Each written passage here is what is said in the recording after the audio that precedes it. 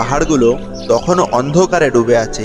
সূর্যের প্রথম আলো ভোরের আকাশকে ছুঁতে শুরু করেছে। চারিদিকে নিস্তব্ধতা। এই শহর কাবাঘরকে ঘিরে গড়ে উঠেছে, যেখানে বহু মূর্তি স্থাপন করা হলেও আসমান থেকে আসা বার্তা এখনো অনেকের অন্তরে পৌঁছায়নি। এই নগরীর মধ্যেই বেড়ে উঠেছিলেন এমন এক যুবক, যার সততা ও চরিত্র মক্কার প্রতিটি হৃদয়ে আলো ছড়াচ্ছিল। তার নাম মুহাম্মদ ইবনে আবদুল্লাহ। বাজারে একদিন একদল ব্যবসায়ী নিজেদের মধ্যে কথোপকথনে মেতে আছে। একজন ব্যবসায়ী বলছেন, শুনছো, আবু তালিবের ভাতিজা মুহাম্মদ, তাকে বলে আল আমিন। তার কথায় মানুষ এতটাই ভরসা করে যে নিজেদের সোনাদানা পর্যন্ত তার হাতে দিয়ে নিশ্চিন্ত থাকে। আর একজন ব্যবসায়ী বলছেন, হ্যাঁ, আমি শুনেছি। আর আজকাল ধনী ব্যবসায়ী নারী খাদিজা বিনতে খুয়াইলিদ ও তাকে নিয়ে ভাবছেন তিনি তার বাণিজ্য কাফেলায় মোহাম্মদকে পাঠাতে চান। খাদিজা রাদিয়াল্লাহু আনহু শান্ত গলায় তার দাসী মাইসারাকে বললেন, মাইসারা, আমি মোহাম্মদের সততার কথা বহুবার শুনেছি। আমি চাই এবার আমার বাণিজ্য কাফেলায় তিনিই যাত্রা করুক। তুমি তার সঙ্গে থাকো, সবকিছু দেখো। মাইসারা বলছেন, জি উম্মুল মুমিনিন, আমি তার সঙ্গে যাব।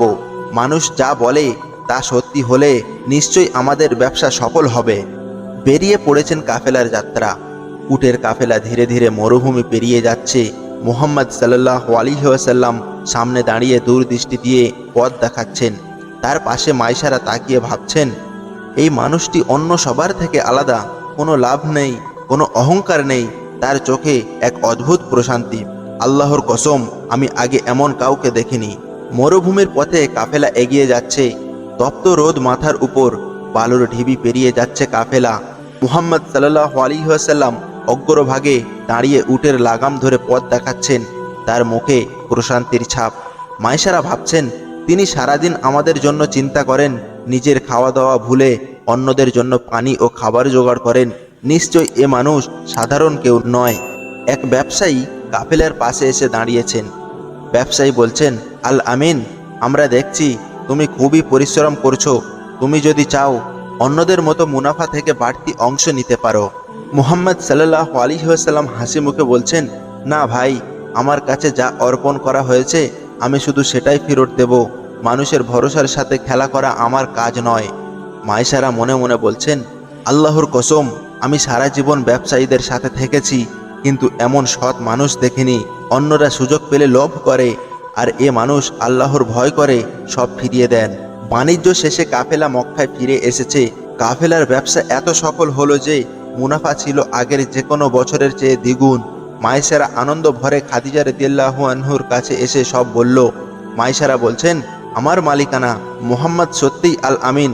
তিনি কখনো মিথ্যা বলেননি, কোনো লোভ করেননি, বরং ব্যবসা এত সফল হলো যা আমি কল্পনাও করতে পারিনি। তার সততা ও চরিত্র আমাকে মুগ্ধ করেছে। খাদিজা রাদিয়াল্লাহু আনহু বলছেন, তুমি কি নিশ্চিত মানুষেরা যেটুকু বলে তা কি সত্যিই তার মাঝে পেয়েছো? মাইসারা বলছেন, জি হ্যাঁ, আমি নিজ চোখে দেখেছি। তিনি আল্লাহর নামে শপথ করেন, মিথ্যা বলেন না। মরুভূমির তাপে আমাদের জন্য নিজের ভাগের পানি দিয়ে দেন, উটের লাগাম ধরে সবার খেয়াল রাখেন। আমি মনে করি তিনি এ পৃথিবীর সেরা মানুষ। খাদিজা রাদিয়াল্লাহু আনহুর অন্তর গভীরভাবে কেঁপে উঠল। তিনি ভাবলেন, এই মানুষকেই তো আমি খুঁজছিলাম। বংশের দিক দিয়ে মহৎ, চরিত্রে শ্রেষ্ঠ, আর সততায় অতুলনীয়। খাদিজা রাদিয়াল্লাহু আনহুর ঘরে তিনি তার বান্ধবী নাফিসাকে ডাকলেন। খাদিজা রাদিয়াল্লাহু তাআলা আনহা বলছেন, নাফিসা, তুমি তো আমার অন্তরের কথা জানো। আমি মনে করি মুহাম্মাদই সেই মানুষ যার সাথে জীবন কাটানো যায়। তুমি কি পারবে তার কাছে আমার মনের কথা পৌঁছে দিতে? নাফিসা বলছেন, জি মালিকানা, আমি তার কাছে যাব। তবে তুমি তো জানো তিনিও তো অনাথ ছিলেন, ধনসম্পদ নেই। তুমি কি সত্যিই রাজি? হযরত খাদিজা রাদিয়াল্লাহু আনহা বলছেন, ধনসম্পদ নয়, আমি মানুষটিকে চাই। সততা আর চরিত্রই সবচেয়ে বড় সম্পদ। আর আল্লাহর কসম, আমি তার মাঝে নবুয়তের নূর দেখতে পাচ্ছি। নাফিসা নবীজি সাল্লাল্লাহু আলাইহি ওয়াসাল্লামের কাছে এসে আলাপ করছেন। নাফিসা বলছেন, হে মোহাম্মদ, তুমি তো সবার কাছে আল আমিন নামে পরিচিত। আমি যদি তোমাকে এমন একটি প্রস্তাব দিই যেখানে চরিত্রবান, ধনী এবং মর্যাদাবান এক নারী তোমাকে জীবনসঙ্গী করতে চায়, তুমি কি বলবে? হযরত মুহাম্মদ সাল্লাল্লাহু আলাইহি ওয়াসাল্লাম বলছেন, তুমি কাকে বোঝাচ্ছ? নাফিসা বলছেন, খাদিজা বিনতে খুয়াইলিদ। মুহাম্মদ সাল্লাল্লাহু আলাইহি ওয়াসাল্লাম নীরব হলেন। তার হৃদয়ে এক অদ্ভুত প্রশান্তি নেমে এলো। তিনি ভাবলেন, এ নারী তো মক্কার সবার শ্রদ্ধেয় আর চরিত্রে অন্যান্য।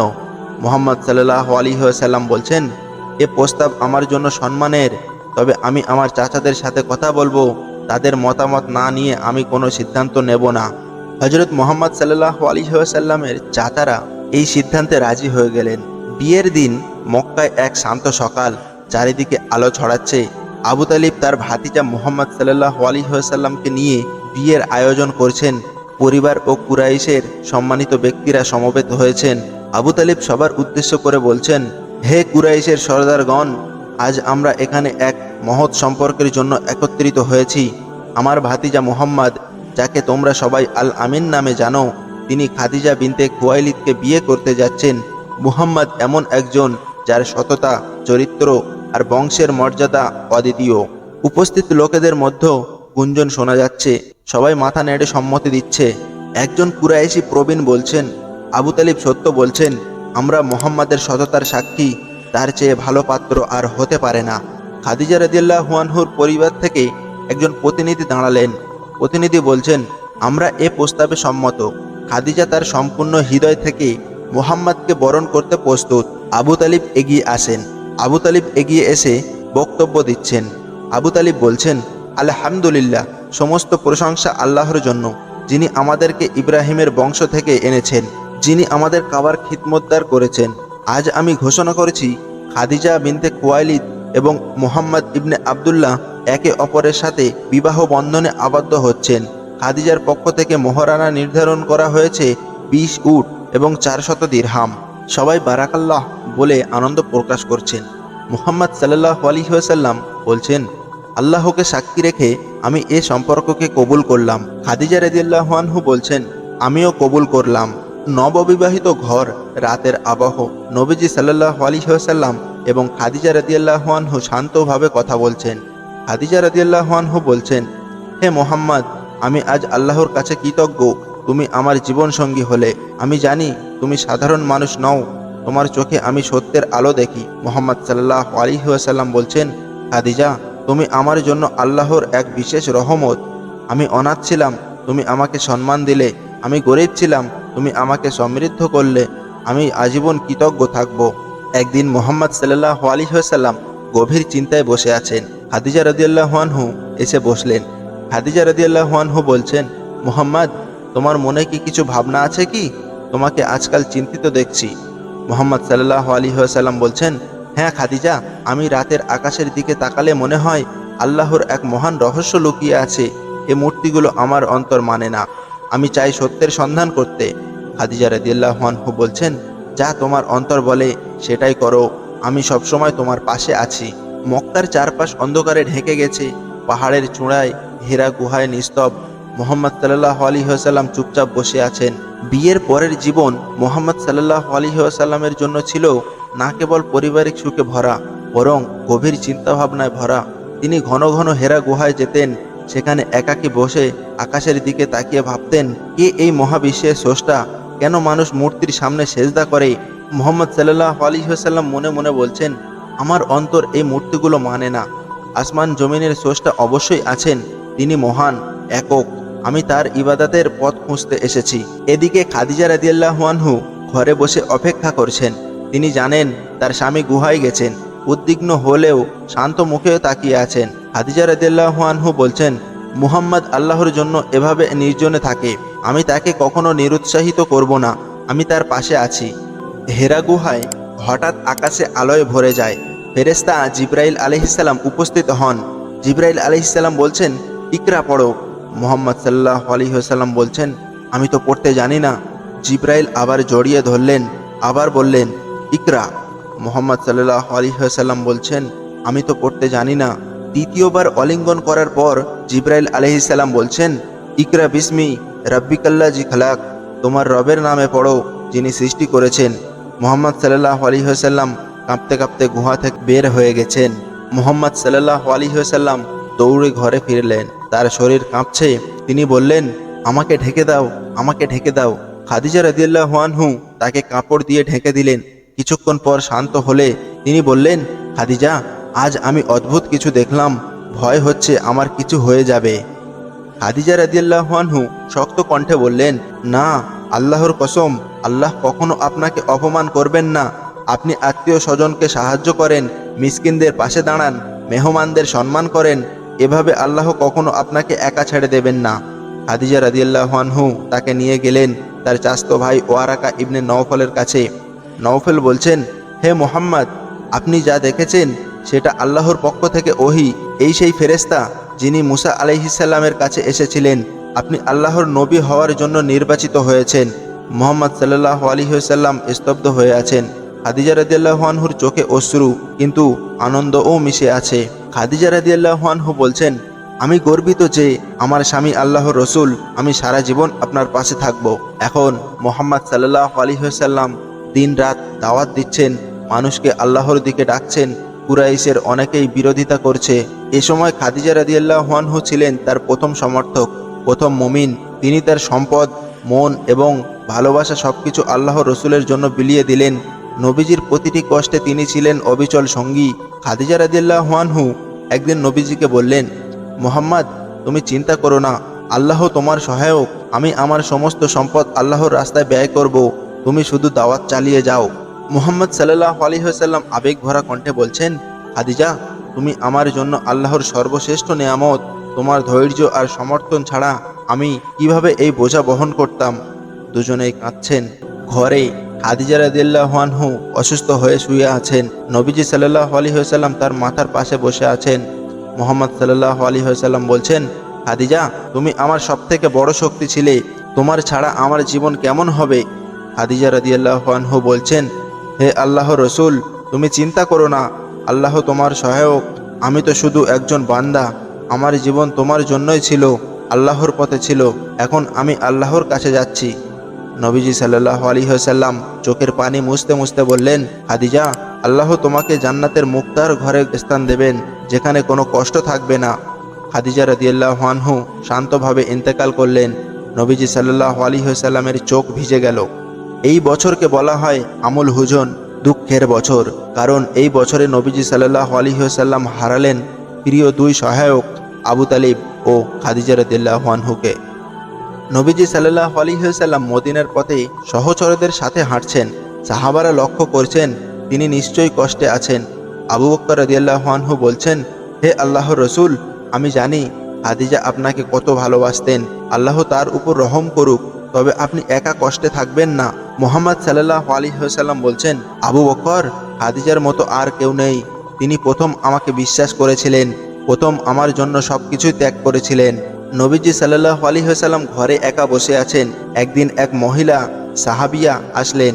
সাহাবিয়া বলছেন, হে আল্লাহর রসুল, আপনি একা হয়ে গেছেন, আপনার সন্তানদের জন্য একজন মায়ের প্রয়োজন। আপনি কি সাউদা বিনতে জামআ এর সাথে বিবাহ করবেন? তিনি বিধবা, তবে চরিত্রবান, ইমানদার। নবীজি সাল্লাল্লাহু আলাইহি ওয়াসাল্লাম কিছুক্ষণ চুপ করে রইলেন। মুহাম্মদ সাল্লাল্লাহু আলাইহি ওয়াসাল্লাম বলছেন, যদি আল্লাহর রহমত থাকে তবে আমি রাজি।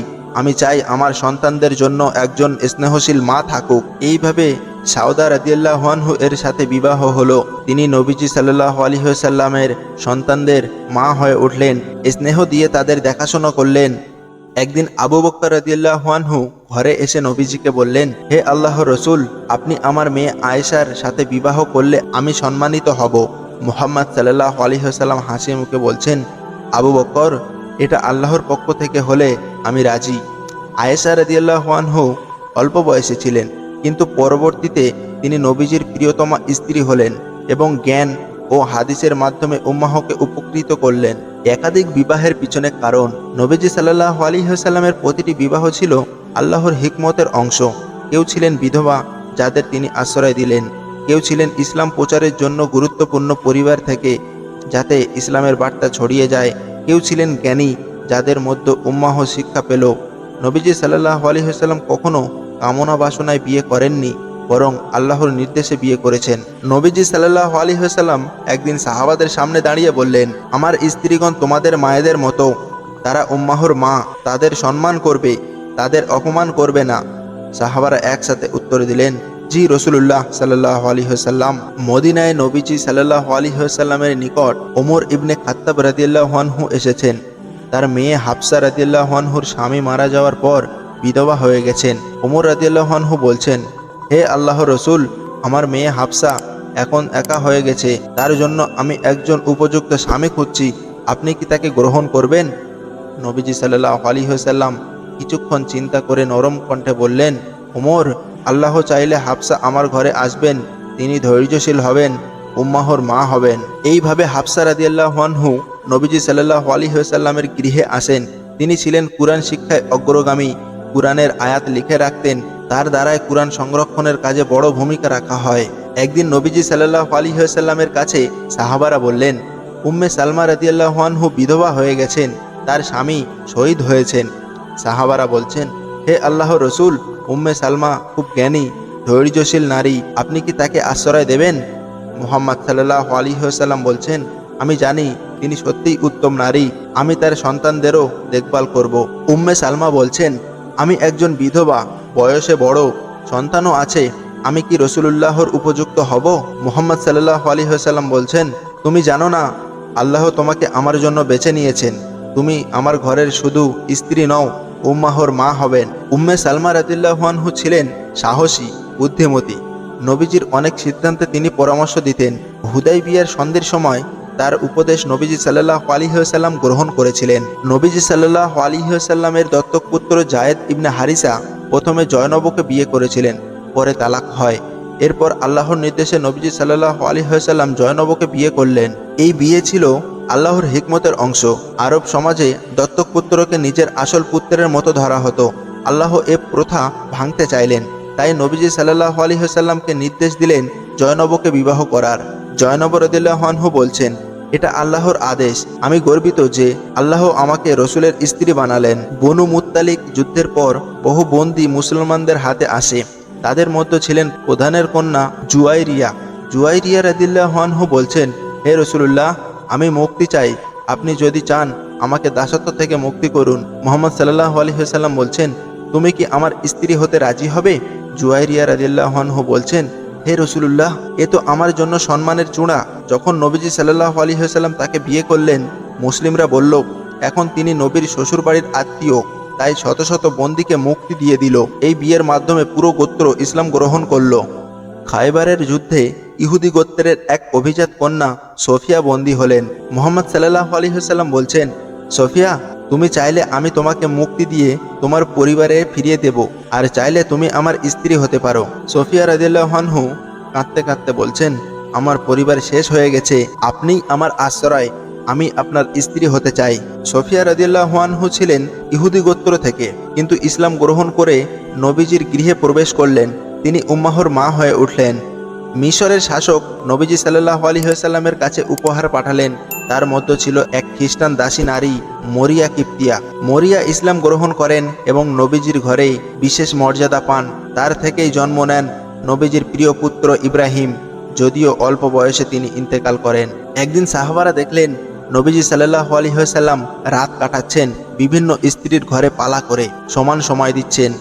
এক সাহাবা বলছেন, হে রসুলুল্লাহ, আপনি কিভাবে এত সমতা রক্ষা করেন? মুহাম্মদ সাল্লাল্লাহু আলাইহি ওয়াসাল্লাম বলছেন, আমি যা পারি করি, তবে অন্তরের ভালোবাসা আল্লাহর হাতে। আমি আল্লাহর কাছে দোয়া করি যেন আমার বিচার হয় ন্যায্য। নবীজি সাল্লাল্লাহু আলাইহি ওয়াসাল্লাম ইন্তেকালের সময় আয়েশা রাদিয়াল্লাহু আনহুর কোলের উপর মাথা রেখেছেন। স্ত্রীরা সবাই তাকে ঘিরে আছেন। মুহাম্মদ সাল্লাল্লাহু আলাইহি ওয়াসাল্লাম শান্ত কণ্ঠে বলছেন, হে আমার স্ত্রীগণ, তোমরা উম্মাহর মা, তোমাদের মাধ্যমে ইসলাম প্রচারিত হবে, তোমাদের সম্মান করবে আমার উম্মাহ। আয়েশা রাদিয়াল্লাহু আনহুর চোখে অশ্রু গড়িয়ে পড়ছে, অন্য স্ত্রীগণও কাঁদছেন। রাসূলুল্লাহ সাল্লাল্লাহু আলাইহি ওয়াসাল্লামের বিবাহগুলো শুধু পারিবারিক ব্যাপার ছিল না, প্রতিটি বিবাহ আল্লাহর হিকমত, দয়া ও শিক্ষা। দুঃখের সময়ে খাদিজা রাদিয়াল্লাহু আনহুর সমর্থন, জ্ঞানের ক্ষেত্রে আয়েশা রাদিয়াল্লাহু আনহুর ভূমিকা, সাহসের সময়ে উম্মে সালমা রাদিয়াল্লাহু আনহুর উপদেশ, সব মিলিয়ে নবীজি সাল্লাল্লাহু আলাইহি ওয়াসাল্লামের জীবনে উম্মাহর জন্য উদাহরণ হয়ে আছেন। তো বন্ধুরা, আমাদের ইসলামিক ভিডিও যদি আপনার কাছে ভালো লেগে থাকে তাহলে অবশ্যই সাবস্ক্রাইব করতে ভুলবেন না।